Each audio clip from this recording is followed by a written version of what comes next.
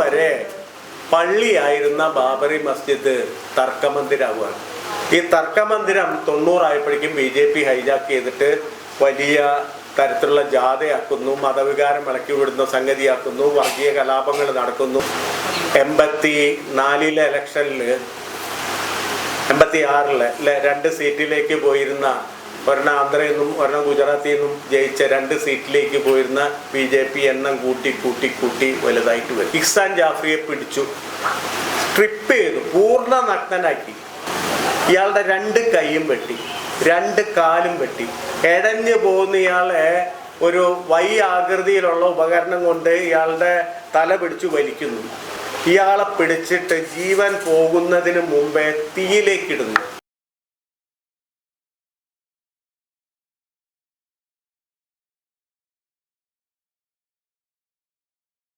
1948 ജനുവരി 30 നമ്മൾ പറഞ്ഞു, ഈ പറഞ്ഞ പോലെ ഗാന്ധി വധത്തോടു കൂടിയിട്ട് ഈ ഹിന്ദു മഹാസഭ, ഈ പറയുന്ന ആദ്യത്തെ ഹിന്ദുത്വ ഭരണകൂടം ഈ 47 ഉണ്ടാക്കാമെന്ന് വിചാരിച്ചിരുന്ന മനുഷ്യര് പിന്നോട്ട് വലിയേണ്ടി വന്നു. കാരണം ജനങ്ങൾ മുഴുവൻ എതിരായി. ബോംബെയിൽ ദാദറിലുള്ള സവർക്കർ സദൻ എന്ന് പറയുന്ന ഹിന്ദുത്വ വർഗീയതയുടെ പ്രത്യയശാസ്ത്രം നിർമ്മിച്ചു കൊടുത്ത സവർക്കറുടെ വീട് ആളുകൾ കയറി ആക്രമിച്ചു. സവർക്കർ സദൻ തല്ലിപ്പൊളിക്കാൻ വേണ്ടിയിട്ട് ഇപ്പോഴും ഉണ്ട് കേട്ടോ. അത് ശിവാജി പാർക്ക് എന്ന് പറയുന്ന സ്ഥലത്ത് സച്ചിൻ ടെണ്ടുൽക്കറിൻ്റെ വീടിൻ്റെ തൊട്ടടുത്താണ് സവർക്കറിൻ്റെ വീടുള്ളത്. ഈ വീട് ആക്രമിക്കാൻ കയറിയപ്പോൾ അന്ന് അദ്ദേഹത്തിനെ സംരക്ഷിച്ചത് ഗാന്ധി വധം അന്വേഷിക്കുന്ന ജിമ്മി നാഗർവാല എന്ന് പറയുന്ന പോലീസുകാരൻ അന്ന് ചോദ്യം ചെയ്യാൻ അവിടെ എത്തിയിരുന്നു, സവർക്കറെ ക്വസ്റ്റ്യൻ ചെയ്യാൻ. എന്ന് പറഞ്ഞാൽ സവർക്കർ ആദ്യം ഇതിൻ്റെ ഉള്ളിൽ വരുന്നില്ല, പക്ഷെ സവർക്കർ ഉണ്ടെന്ന് ഇവർക്ക് ഒരു തരത്തിലുള്ള സംശയം ഉള്ളതുകൊണ്ട് ആദ്യത്തെ ചോദ്യം ചെയ്യലിന് വരുമ്പോഴാണ് ജനക്കൂട്ടം സവർക്കറുടെ വീട് ആക്രമിക്കാൻ വരുന്നത്. അന്ന് ജിമ്മി നാഗർവാലയാണ്, ഈ പോലീസുകാരാണ് അന്ന് സവർക്കർ സദൻ തല്ലിപ്പൊളിക്കുന്നതിൽ നിന്ന് ജനക്കൂട്ടത്തെ തടഞ്ഞത്. ഗോൾവാൾക്കറുടെ വീട് ആക്രമിച്ചു. അന്ന് ദേശ്മുഖ് എന്ന് പറയുന്ന RSS പ്രവർത്തകൻ അന്നത്തെ സെൻട്രൽ പ്രോവിൻസിലെ ആഭ്യന്തരമന്ത്രിക്ക് എഴുതിയ കത്തുണ്ട്, നിങ്ങളത് എടുത്ത് വായിക്കണം. എന്ന് പറഞ്ഞാൽ ദേശ്മുഖ് പറയുന്നത് എന്നെ പെട്ടെന്ന് അറസ്റ്റ് ചെയ്തിട്ട് ജയിലിലിടാനാണ്. കാരണം എനിക്ക് ഏറ്റവും സുരക്ഷിതം ജയിലിൻ്റെ ഉള്ളിലാണ്, പുറത്ത് നിന്ന ആൾക്കാർ തല്ലിക്കൊല്ലും, എൻ്റെ വീട് തകർക്കും, എന്നെ ആക്രമിക്കും, അതുകൊണ്ട് തന്നെ ജയിലിലിടും എന്ന് പറഞ്ഞിട്ട് ഒരു RSS പ്രവർത്തകൻ അന്നത്തെ ആഭ്യന്തരമന്ത്രിക്ക് കത്തെഴുത്തുണ്ട്. എന്ന് പറഞ്ഞാൽ അത്ര അൺപോപ്പുലറായി.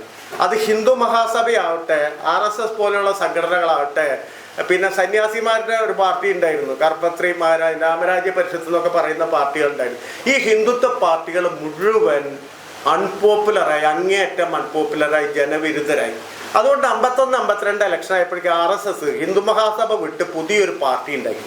അതാണ് ഭാരതീയ ജനസംഘ് എന്ന് പറയുന്ന ഈ BJPക്ക് തൊട്ട് മുമ്പുള്ള ഹിന്ദുത്വ പാർട്ടി എന്ന് പറഞ്ഞാൽ BJD എന്ന് വിളിക്കുന്ന. ലാംബ് ആയിരുന്നു തെരഞ്ഞെടുപ്പ് ചിഹ്നം, ചെരാതാണ് തെരഞ്ഞെടുപ്പ് ചിഹ്നം. നോവി വിജയൻ മെയിൻ കൗൺസ് എന്ന് പറയുന്ന ഹിറ്റ്ലറുടെ ആത്മകഥയെ ഓർമ്മിപ്പിക്കുന്ന രീതിയിൽ മെയിൻ ലാംസ് എന്ന് പറയുന്ന കാർട്ടൂൺ വരച്ചതൊക്കെ നമ്മുടെ ചരിത്രത്തിൻ്റെ ഭാഗമാണ്. അപ്പം അങ്ങനെ ഈ പറയുന്ന ഹിന്ദു മഹാസഭയായിട്ടുള്ള ബന്ധം വിച്ഛേദിച്ച് RSS, അല്ലെങ്കിൽ വിച്ഛേദിച്ചു എന്ന് കാണിച്ചുകൊണ്ട് RSS BJD ഉണ്ടാക്കുന്നു. ഭാരതീയ എന്താ പറഞ്ഞത്, ജനസംഘ് ഉണ്ടാക്കുന്നു. BJD അല്ല, BJD ജനതാ പാർട്ടിയാണ്. ഭാരതീയ ജനസംഘ് ഉണ്ടാക്കുന്നു. ഈ ജനസംഘ് ഹിന്ദു മഹാസഭയും രാമരാജ്യ പരിഷത്തും ചേർന്നിട്ട് ആകെ കിട്ടിയ സീറ്റ് 10 സീറ്റാണ് 51-52 ഇലക്ഷനിൽ. അന്നത്തെ മുഖ്യ പ്രതിപക്ഷ പാർട്ടി ഇന്ത്യൻ കമ്മ്യൂണിസ്റ്റ് പാർട്ടിയാണ്. AKG ആണ് പ്രതിപക്ഷ നേതാവ്. ഇവര് മൂലക്കിരുന്നു. ഇങ്ങനെ പോയൊരു പാർട്ടിയാണ്, ഇങ്ങനെ അൺപോപ്പുലറായി അസ്തമിച്ച ഒരു ഹിന്ദുത്വ ഫാസിസമാണ് ഈ പറയുന്ന തരത്തിൽ തിരിച്ചു വന്നിന്ന് കസേരയിൽ ഇരിക്കുന്നത്. ഇതെങ്ങനെ സംഭവിച്ചു എന്ന് നമ്മൾ ഓർക്കണം. എന്ന് പറഞ്ഞാൽ ഇവർ ജനാധിപത്യത്തെ വിശ്വസിക്കുന്ന പാർട്ടിയല്ല, ഫാസിസ്റ്റ് പാർട്ടിയാണ്.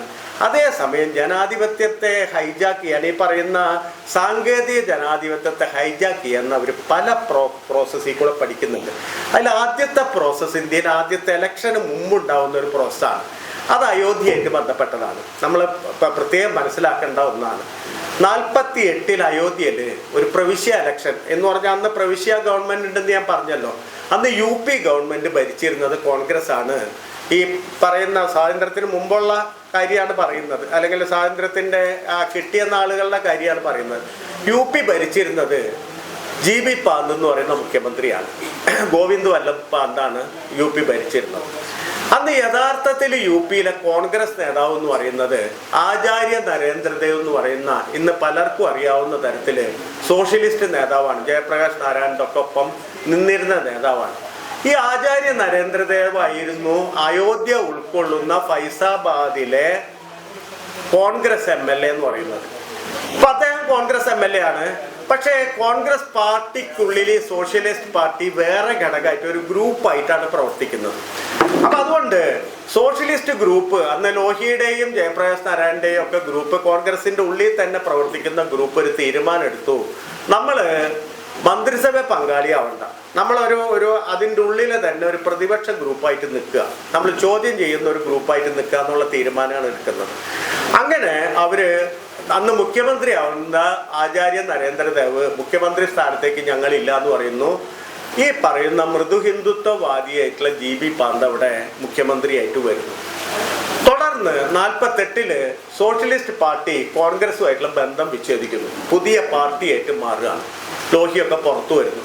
പുതിയ പാർട്ടിയായിട്ട് മാറിയപ്പോൾ സോഷ്യലിസ്റ്റ് പാർട്ടി പറഞ്ഞു, സോഷ്യലിസ്റ്റ് പാർട്ടി അതിൻ്റെ അന്ന് കോൺഗ്രസിൻ്റെ ഭാഗമായിട്ടുള്ള MLA-മാരോട് പറഞ്ഞു, നമ്മളൊക്കെ രാജിവെച്ചിട്ട് ആദ്യ തെരഞ്ഞെടുപ്പിനെ നേരിടണം.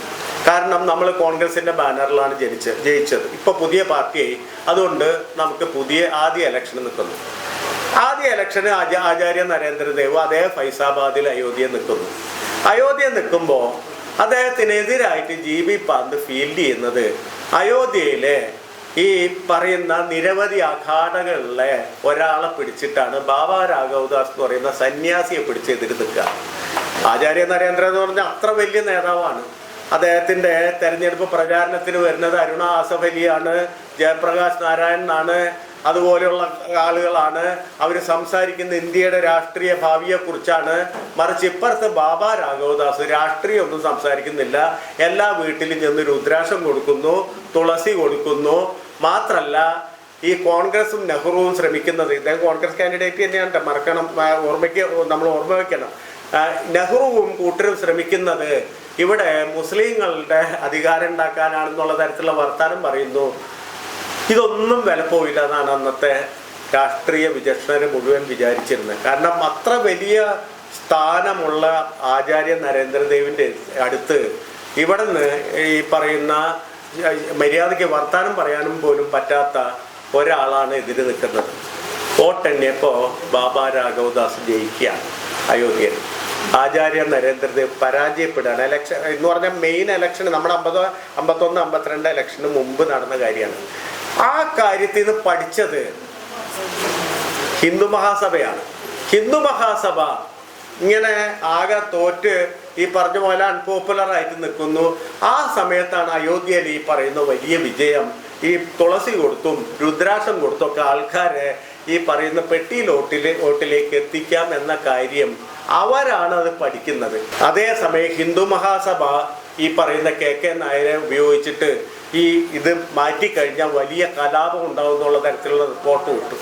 അങ്ങനെ അതുവരെ പള്ളിയായിരുന്ന ബാബറി മസ്ജിദ് തർക്കമന്ദിരമാവുകയാണ്.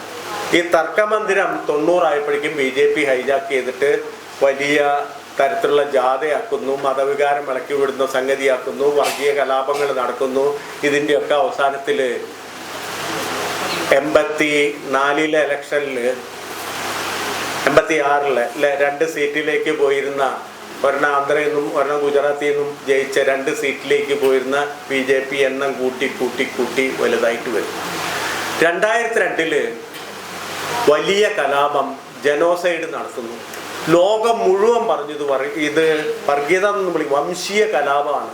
മുസ്ലിങ്ങളെ തെരഞ്ഞു പിടിച്ച് കൊല്ലുകയാണ്. ഇഹ്സാൻ ജാഫ്രിയെ കൊന്നത് അന്നത്തെ സിറ്റിസൺ കൺസേൺഡ് ട്രിബ്യൂണലിൽ എഴുതിയിട്ടുണ്ട്. നിങ്ങൾ ഇഹ്സാൻ ജാഫ്രിയെ കൊന്നു എന്ന് വായിച്ചാൽ പോരാ, എങ്ങനെയാണ് കൊന്നതെന്ന് അറിയണം. ഇഹ്സാൻ ജാഫ്രിയുടെ വീട് 3000-4000 പേര് വരുന്ന ആളുകൾ വളഞ്ഞിരിക്കുകയാണ്. ഇഹ്സാൻ ജാഫ്രി MP ആയിരുന്നു, മുൻ MP ആയിരുന്നു. അപ്പോൾ അദ്ദേഹത്തിന് വലിയ കോൺഫിഡൻസ് ഉണ്ട്. ആ ഏരിയയിലെ മുസ്ലിങ്ങൾ മുഴുവൻ വന്ന ആളുടെ വീട്ടിൽ കയറുന്നു. അദ്ദേഹം പറഞ്ഞു ധൈര്യമായിട്ട് വരും, ഞാൻ നിങ്ങൾക്ക് സംരക്ഷണം നൽകാം. കാരണം എന്താ, മുൻ MP ആണ്, പോലീസുകാരെ വിളിച്ചാൽ അവർ സംരക്ഷണം തരും. ഇതാണ് ഇഹ്സാൻ ജാഫ്രിയുടെ ഉള്ളിലെ വിചാരം. രാവിലെ തൊട്ട് വൈകിട്ട് വരെ ഇഹ്സാൻ ജാഫ്രി ലോക്കൽ പോലീസ് തൊട്ട് DGP വരെയുള്ള ആളുകളെ മാറി മാറി വിളിച്ചു. ഒരാളും വന്നില്ല, ഒരാളും തിരിഞ്ഞു നോക്കിയില്ല. അവസാനം അദ്ദേഹത്തിന്റെ സഹപ്രവർത്തകനായിരുന്ന മുൻ ഗുജറാത്ത് മുഖ്യമന്ത്രി അമർ സിംഗ് ചൗധരിയെ കൊണ്ട് മോഡിയെ വിളിപ്പിക്കുന്നു. അന്നത്തെ ഈ പറയുന്ന ഗുജറാത്ത് മുഖ്യമന്ത്രിയായ മോദിയെ വിളിപ്പിക്കുന്നു. അമർ സിംഗ് ചൗധരി കൺസേൺ സിറ്റിസൺ ട്രിബ്യൂണലിന് നൽകിയ മൊഴിയിൽ വ്യക്തമായി പറയുന്നതാണ് ഞാൻ ഈ പറയുന്നത്, നിങ്ങൾക്ക് മുന്നിൽ പറയുന്നത്. വിളിക്കുന്നു എന്ന് പറഞ്ഞാൽ ഒരു സംസ്ഥാന മുഖ്യമന്ത്രിയോട് പറയാണ്, നമ്മുടെ പഴയ ഒരു MP-ക്ക് അവിടെ വലിയ ഭീഷണിയുണ്ട്, ഒന്ന് ഒരു നിയമപരമായിട്ടുള്ള ഒരു സംവിധാനം അവിടെ ഒരുക്കണം.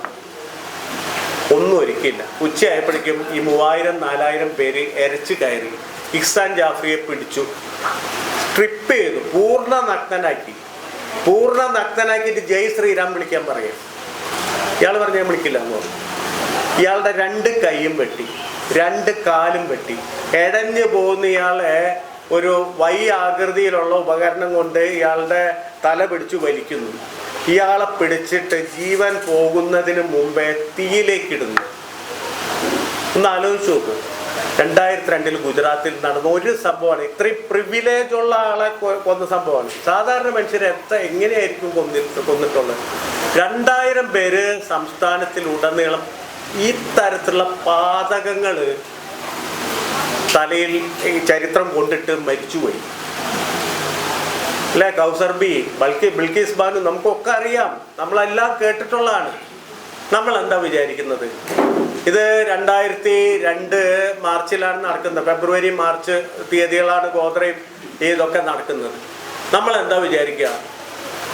അല്ല, അടിയന്തരാവസ്ഥ കഴിഞ്ഞപ്പോൾ നമ്മൾ കണ്ടു ഇന്ത്യൻ ജനത ഉണർന്നിട്ട് ആ പറയുന്ന ഇന്ദിരാഗാന്ധിയെ താഴെ അടക്കുന്നത് കണ്ടു. ഗുജറാത്ത് കലാപം കഴിഞ്ഞാൽ ഇങ്ങനെ പാതകം നടന്നപ്പോൾ 2002 ഡിസംബറിൽ ഇലക്ഷൻ വരുമ്പോൾ നമ്മൾ എന്താ വിചാരിക്കുക? മോഡി താഴെ വീഴും. കണ്ടതെന്താ? കൂടുതൽ ഭൂരിപക്ഷത്തിന് ജയിക്കുന്നു, വീണ്ടും കൂടുതൽ ഭൂരിപക്ഷത്തിന് ജയിക്കുന്നു, പിന്നെ ഡൽഹിയിലെത്തുന്നു എന്ന് പറഞ്ഞാൽ അവിടെ നമ്മുടെ ഡെമോക്രസിക്ക് ഒരു തകരാറ് പറ്റുന്നുണ്ട്. അത് ഈ തകരാറാണ്. സൊസൈറ്റി പതുക്കെ ഈ പറയുന്ന പ്രധാനപ്പെട്ട ആശയങ്ങൾ ഒരു സൊസൈറ്റിയിൽ ഉണ്ടാവേണ്ട, സൊസൈറ്റി ചലിപ്പിക്കേണ്ട മൂല്യങ്ങളിൽ നിന്ന് പതുക്കെ അതിനെ അകറ്റുന്ന തരത്തിലുള്ള, യാഥാർത്ഥ്യത്തിൽ നിന്നൊരു സമൂഹത്തെ നാട് കടത്തുന്ന തരത്തിലുള്ള പ്രവർത്തനങ്ങൾക്ക് വലിയ വിജയം കൈവരുന്നുണ്ട്. അങ്ങനെ നാട് കടത്തുന്ന ഒരു പ്രവർത്തനമാണ് നിങ്ങൾ ഹിന്ദുവാണ്, അവൻ മുസ്ലിമാണ്, ഇവൾ ക്രിസ്ത്യാനിയാണ്, ഇവൾ പാഴ്സിയാണെന്ന് പറയുന്ന ഒരു പ്രവർത്തനം. ഈ പ്രവർത്തനത്തിൽ ഇന്ത്യയിലെ മിഡിൽ ക്ലാസ്, നമ്മളെ വലിയ വിദ്യാഭ്യാസമൊക്കെ ഉണ്ടെന്ന് പറയുന്ന മനുഷ്യർ പറഞ്ഞു തുടങ്ങി. അല്ല, വിവേകം ഉണ്ടെന്ന് വിചാരിക്കുന്ന തരത്തിലുള്ള മനുഷ്യരിത് പറയാൻ തുടങ്ങി. രണ്ടാമത് നമ്മൾ ചരിത്രം മറക്കാൻ തുടങ്ങി. ചരിത്രം മറന്നാൽ നമ്മുടെ മുന്നിൽ ഇവരാണ് ദേശീയതയുടെ ഏറ്റവും പ്രധാനപ്പെട്ട വ്യക്താക്കളായിട്ട് പ്രത്യക്ഷപ്പെടുന്നത്. നമുക്ക് തിരിച്ചു ചോദിക്കാൻ പറ്റില്ല, നിങ്ങൾ ദേശീയ പതാക അംഗീകരിച്ചിരുന്നോ? നിങ്ങൾ ഇന്ത്യൻ ഇപ്പോൾ സംവിധാനം എന്നൊക്കെ പറഞ്ഞ് പ്രസംഗിക്കുമ്പോൾ നിങ്ങൾ എന്നെ ഈ സംവിധാനത്തെ അംഗീകരിച്ചതെന്ന് ചോദിക്കാൻ ഒരാളുണ്ടോ? ഒരു കുഞ്ഞുണ്ടോ? ഈവൻ രാഷ്ട്രീയ പാർട്ടികളിലെ ആൾക്കാരുണ്ടോ? ഈ ബേസിക് ക്വസ്റ്റ്യൻസ് ചോദിക്കാൻ, മുൻനിർത്തി ചോദിക്കാൻ അല്ലേ? 5 ദിവസം ഗാന്ധി നിരാഹാരം ഇരുന്നപ്പോൾ കിടുങ്ങിപ്പോയി അവര്. 5 ദിവസം മരിക്കുന്നതിന് തൊട്ട് മുമ്പ് 5 ദിവസം നിരാഹാരം ഇരുന്നപ്പോൾ ഡൽഹി കീഴ്മേൽ പറഞ്ഞു. ഇപ്പൊ സോനം വാങ്ചുക്കിനെന്ന് പിടിച്ചുകൊണ്ടുപോയി അല്ലേ? തല്ലി പൊളിച്ച് പിടിച്ചുകൊണ്ടുപോയി. നമുക്ക് എന്തെങ്കിലും വികാരമുണ്ടോ? ഒന്ന് ആലോചിച്ച് നോക്ക്. കേരളത്തിലെ കാര്യം നമ്മൾ ആലോചിച്ച് നോക്ക്. ഏതോ ഒരർത്ഥത്തിൽ നമ്മൾ മരവിച്ചിട്ടില്ലേ? ഏതോ അർത്ഥത്തിൽ നമ്മളുടെ മനസ്സ് ഫ്രീസ് ആയിട്ടില്ലേ? ഏതോ ഒരർത്ഥത്തിൽ നമ്മുടെ സാമൂഹികത നഷ്ടപ്പെട്ടിട്ടില്ലേ? അതിനെ നമ്മൾ വ്യക്തിപരമായിട്ടുള്ള നിരാശയായിട്ടും വ്യക്തിപരമായിട്ടുള്ള ഇന്നത്തെ കാലം അങ്ങനെയാണ് ഇങ്ങനെയാണ് എന്നൊക്കെ പറഞ്ഞ് ആ അർത്ഥത്തിൽ വേറൊരർത്ഥത്തിൽ ഈ മതമൊക്കെ പറയുന്ന വിധിവിശ്വാസത്തെ സാമൂഹികമായിട്ട് അംഗീകരിക്കാൻ തുടങ്ങുന്ന ഒരു ഘട്ടത്തിലല്ലേ നമ്മൾ നിൽക്കുന്നത്? ഇതൊന്നും നിങ്ങളെ നോക്കിയല്ല എന്നെ നോക്കി കൂടി പറയുന്ന ചോദ്യമാണ്. എന്ന് പറഞ്ഞാൽ ഒരർത്ഥത്തിൽ നമ്മളുടെ മറവിയിൽ നിന്നാണ്, നമ്മുടെ മരവിപ്പിൽ നിന്നാണ് ഫാസിസം വളം വലിച്ചെടുക്കുന്നത്.